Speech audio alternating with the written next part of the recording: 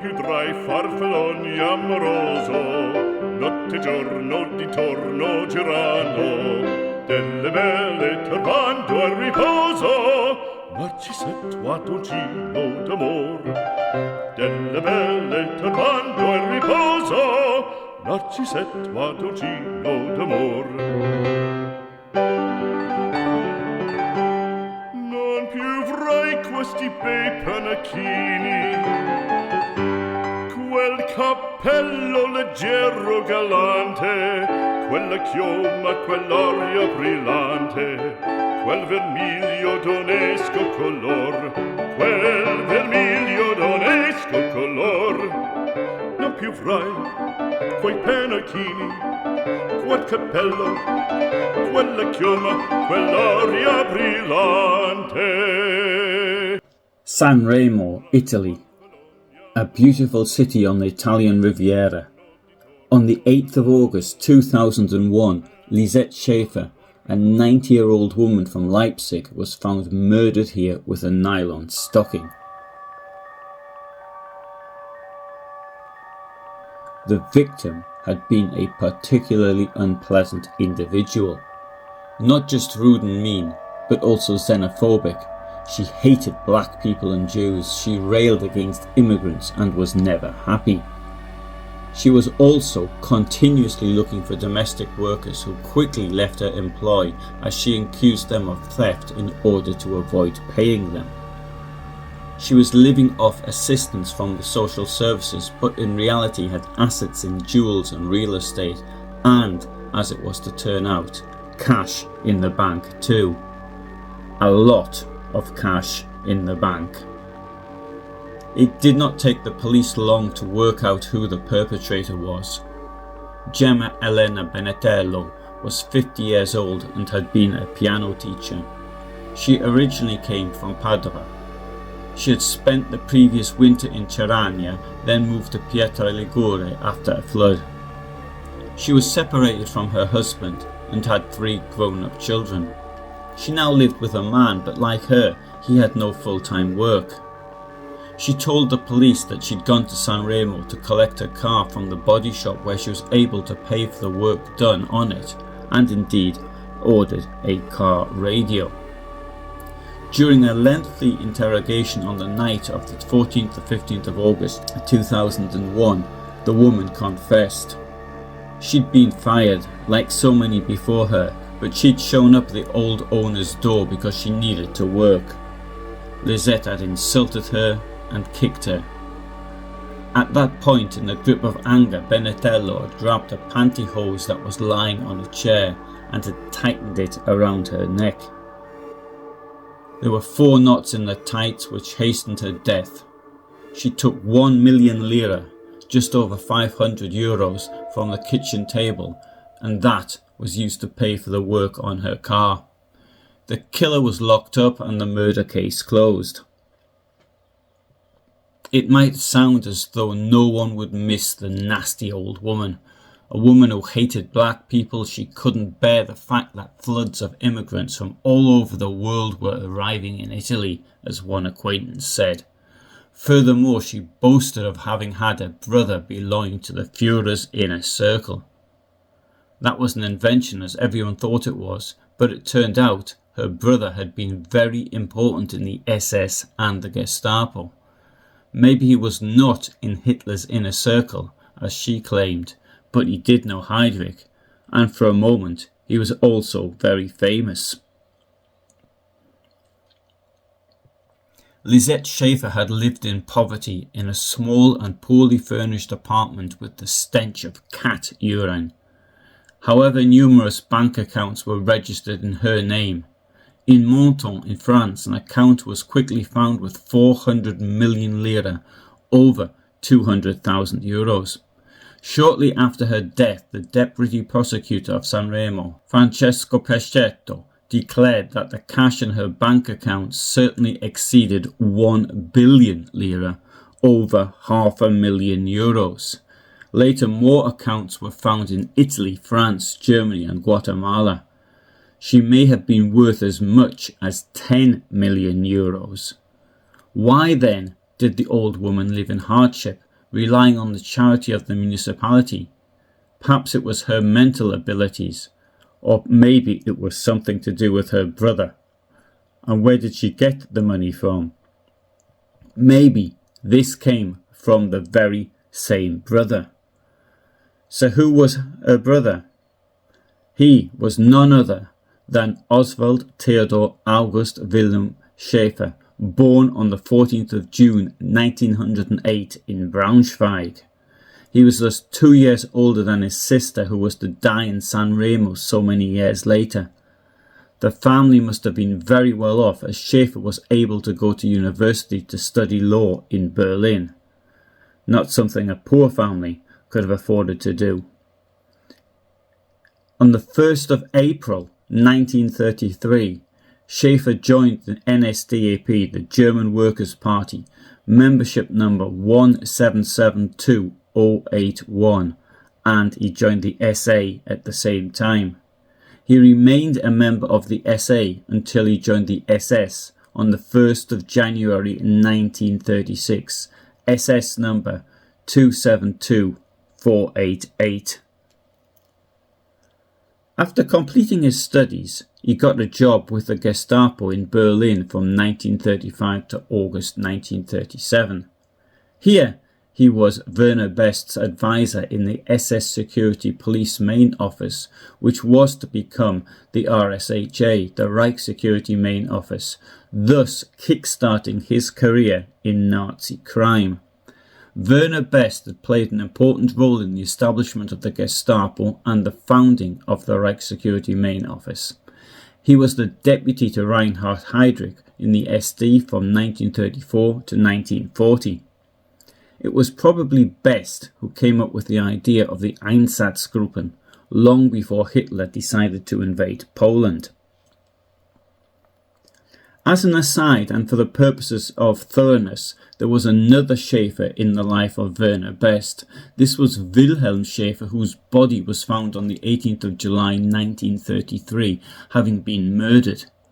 Wilhelm Schäfer had been a Nazi member of the Hesse State Parliament. Suspicion fell on Werner Best, and he gave a rather poor explanation of what had happened after the war. Whatever had happened, the name Schäfer is quite common, and Wilhelm Schäfer was no relation of Oswald Theodor August Wilhelm Schäfer, as far as I am aware. Best must have been quite happy with Oswald Schäfer, as on the 1st of September 1937, aged only 29, he was appointed head of the Wesermünde Bremerhaven Gestapo. Wesermünde is today part of Bremerhaven. Indeed, Reinhard Heydrich sent a decree dated the 23rd of March 1937 to all state police control centres and state police officers, in which the area of Wesermünde Gestapo was redefined under point 6. The Wesermünde State Police Office will be combined with the Bremerhaven branch, which previously belonged to the Bremen State Police Office, to form the Wesermünde Bremerhaven State Police Office, which is assigned to the Hanover State Police Headquarters. The district of the Wesermünde Bremerhaven State Police Station includes the Prussian Administrative District of Strada and the Bremen District of Bremerhaven. The Bremen State Police Office remains the State Police Office for the state of Bremen, outside of Bremerhaven.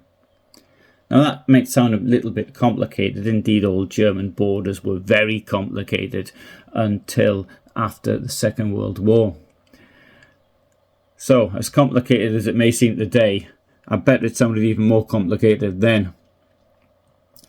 In Nazi Germany, there were many competing agencies, and no one really knew where the competence of one started and the other one ended.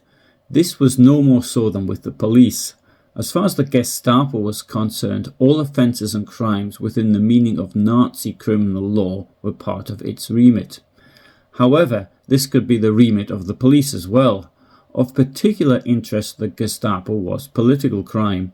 This would include all persons who were accused of making statements of high treason, incitement to defeatism once the war started against the Nazi regime. It also included violations of Nazi work regulations such as unauthorized changes of job, work stoppages, or so-called unwillingness to work. As there were not enough of them to go around, Gestapo officers primarily relied on denunciations. To put this into context, East Germany had a fraction of the population, but its Stasi was many times larger than the Gestapo which had preceded it. I have a theory that a crime or alleged crime was the responsibility of the department that the denunciation was made to. Therefore, if the police got a tip-off, they dealt with it. If the tip-off went to the Gestapo, they did it. As tip-offs of a political nature were more likely to be sent to the Gestapo, then this became their concern. After the start of the Second World War, violations of the regulations of the war economy, such as illegal trade in foods outside of the rationing system or illegal slaughter, were its concern. It also wanted to know who was new in the area and what they were up to. This was especially important given the huge numbers of foreign workers. As the Gestapo gained more and more rights to decide on police tasks alone and independently, there was increasing friction in the previous administrative practice. The heads of the Wesermünde Gestapo complained to the department heads that the authorities continued to decide certain cases on their own and did not inform the Gestapo of what they were up to. The Gestapo was therefore not only dependent on informers for its activities, but also on the help of the administrative authorities, who may not have been willing to give that help. This area of Germany showed less than average support for the Nazis.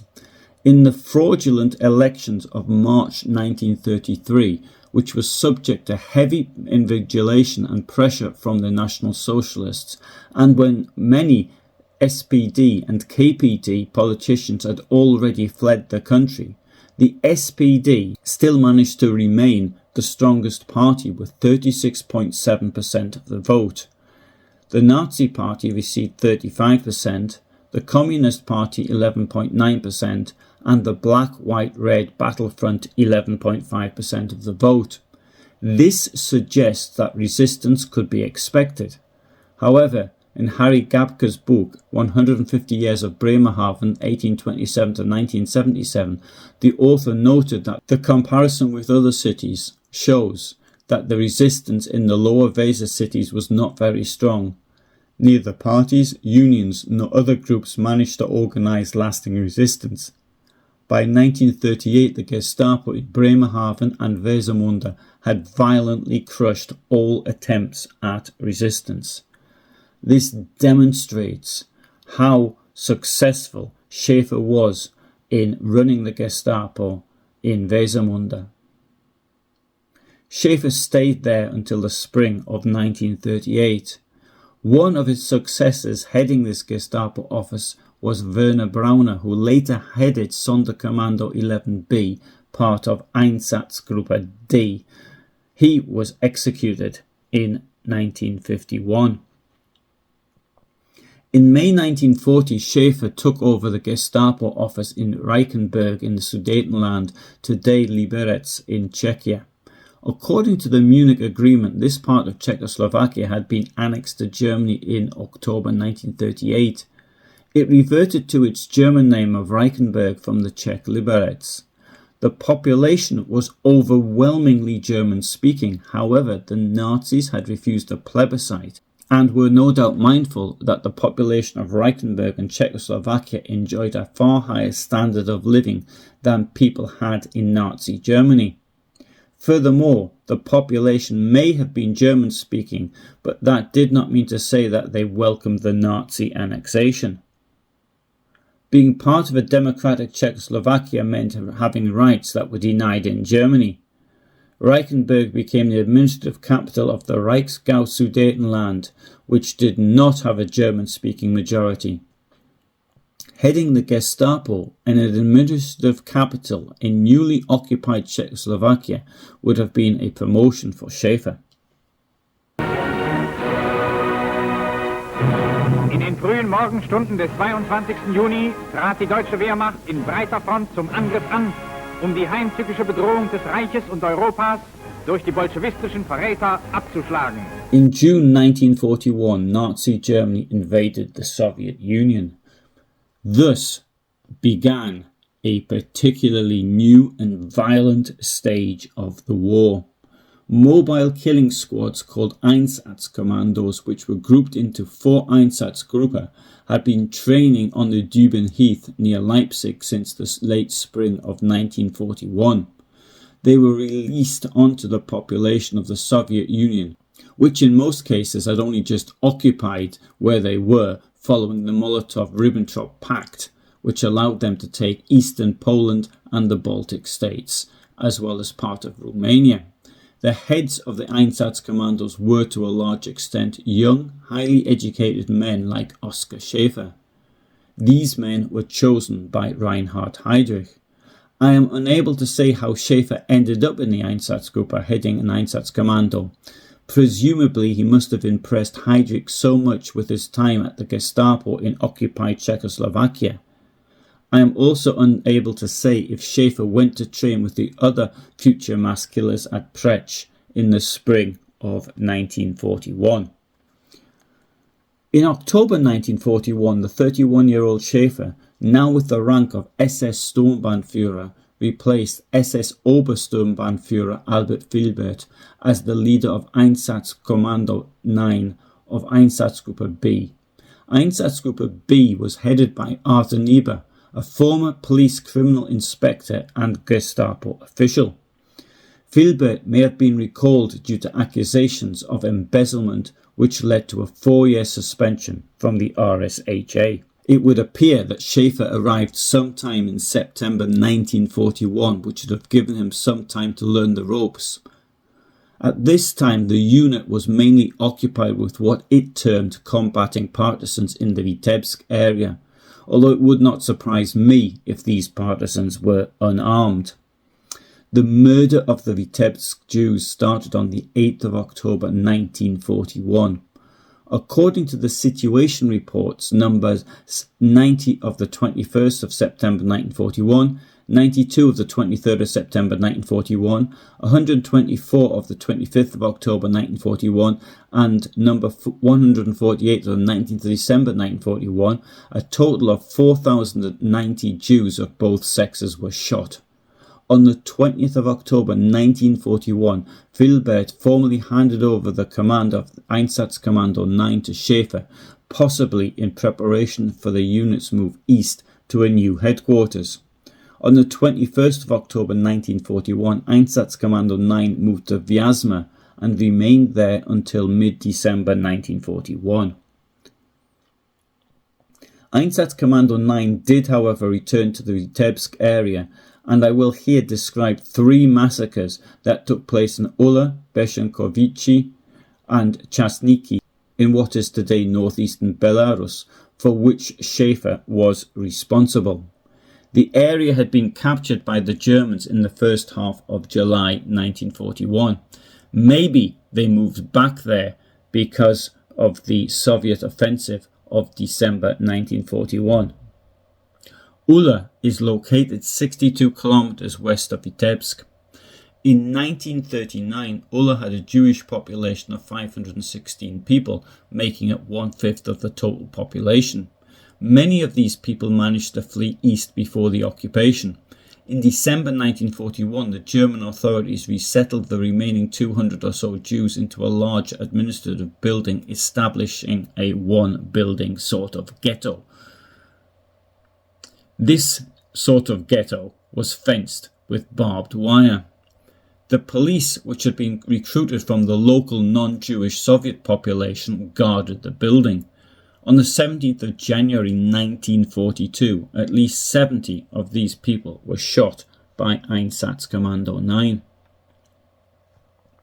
The Russian Empire had been deeply anti-Semitic, particularly after annexing territories inhabited by Jews in the 18th century. There had been many pogroms for which the Tsarist regime was directly responsible. Under the Bolsheviks, the pogroms stopped. However, despite the official atheism of the state, many people were still very religious and the hatred towards Jews remained. Following the capture of Beshenkovichi, a former mathematics teacher, Ivan Ivitsky became the police chief. Witnesses attest that the men of the local police, including Iwicki, confiscated Jewish homes for themselves. Beshenkovici had been seriously damaged during the fighting in July 1941. The houses were made of wood and burned quickly. This meant that there was a shortage of housing. There was no ghetto in Beshenkovici as such, but the Jews were forced to live in a certain district of the town and ordered to mark their homes with wooden stars of David, and they also had to wear a patch with the same mark on their clothes.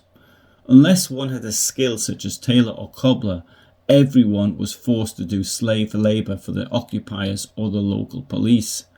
Each morning the Jewish population had to gather in the park for their labour assignments. Sometimes people were killed, just for fun, as a survivor put it. On the 11th of February 1942, Einsatzkommando 9 under Schäfer came into town. On that day, all young and middle-aged men who were at work were taken from their workplaces and locked inside a stable. The rest of the Jews, women, children and old people were captured in a roundup carried out by the police in the town. Those non-Jewish inhabitants who had horses and carts were ordered to come as well. A Belarusian witness who participated in the killing said the town commandant came out and he spoke to us in Russian. He said, "You are liberated from the Jewish yoke. You are free people now," something like that. The Jews were formed into a column which was escorted by the German and local police to a nearby forest where pits had been prepared. The Einsatzkommandos went separately. Some Jews tried to flee from the column. The police shot them, and the locals with the horse carts who were following the column had to pick up the bodies, put them onto the carts and bring them to the pits. The victims were all shot in the forest. After the mass killing, the German authorities organised the sale of Jewish belongings to the local population. According to the report of Einsatzgruppe B, 855 Jews were killed on the 11th of February 1942 in Beshenkovici.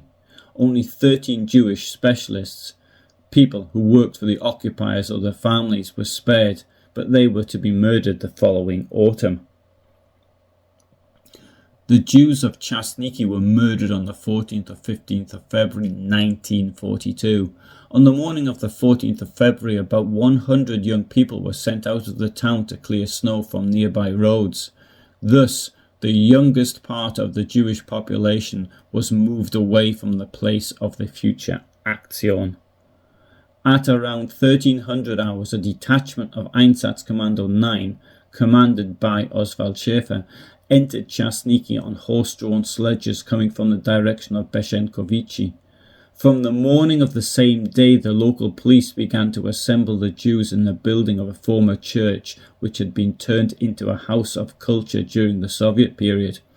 I think the photograph shown here is of this church. The photograph dates to 1913.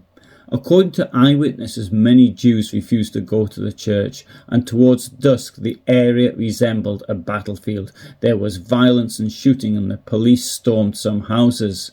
Some Jews tried to flee and were killed on the run, some of them quite far from the town centre. A group of policemen intercepted the young people who were returning to the town after clearing the snow and escorted them to the church.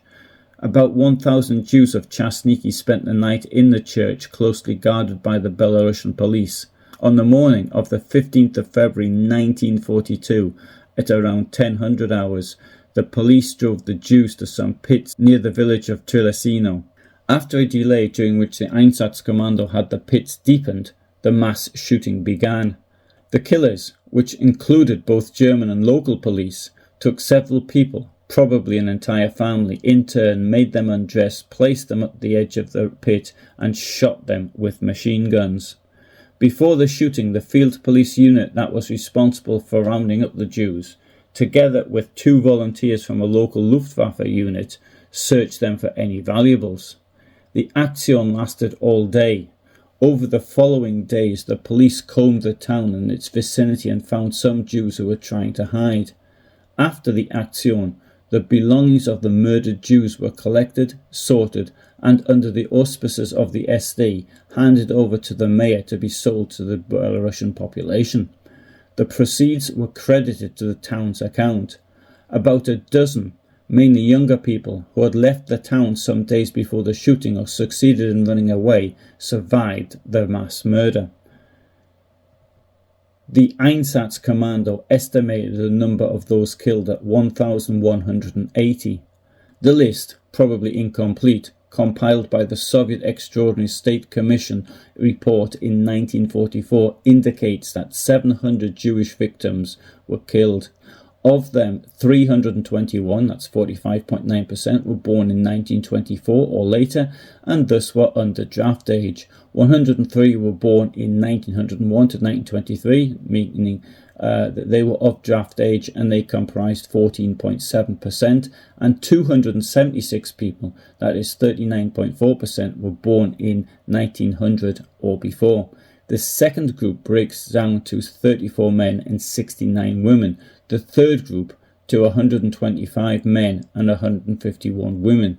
The disproportionately large number of children in this sample may be ascribed to the fact that among them there were children from large cities who were staying with their grandparents in Chasniki for the summer, or because their parents believed that they would be safer in the countryside, and that families with many children were less inclined to flee from the Nazis.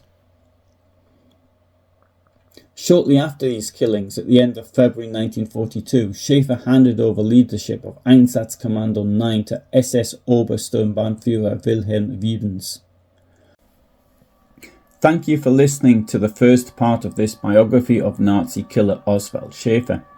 The story will continue with his time as head of the Gestapo in Munich. This period of time coincides with the investigation and prosecution of the White Rose German resistance movement, the hunting down and deportation of Jews living in Munich and the surrounding area, the mistreatment of foreign workers, and the murder of escaped prisoners of war from the Great Escape.